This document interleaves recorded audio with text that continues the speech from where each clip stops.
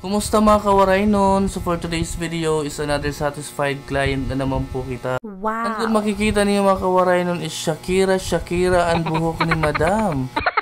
Actually mga kawaray nun dati po niya nga ash blonde. Nag-fade la po niya nga iya color kay pira na po niya ka months. Ang yung pabuhat niya ng mga kawaray nun is nagpakulad din po iniya. Tapos bubutang ko po yan sinisiring nga extensal or artificial highlights po mga madam.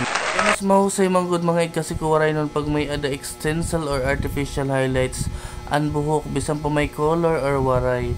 Kaya mas attractive kitaon. Ini ngayon nga extensal mga kawaray nun nga akong yung bubutang kan madam is waray po iniya bayad. Pa-freebies la po iniya akong mga customers para mas maupay ang buhok at ma-appreciate pa nila ang trabaho. Ngano sa pamakawaray nun ininhiya nga hair color is bagay po iniya nga tanan nga babayi.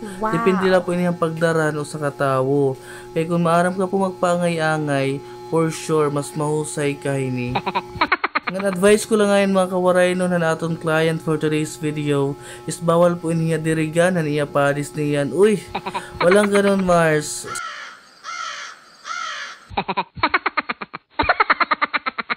Ngan sining ko pa iya mga kawaray nun nga bawal po iniya kumawin binadilan. Ngayon mga asetihon nga pagkaon. Uy, kuan, tambalan. Balitaw imi-imi la mga kawaray nun. Bakit balitaw tumuod di madam. Imbis nga mahusay, gumasa, lugod.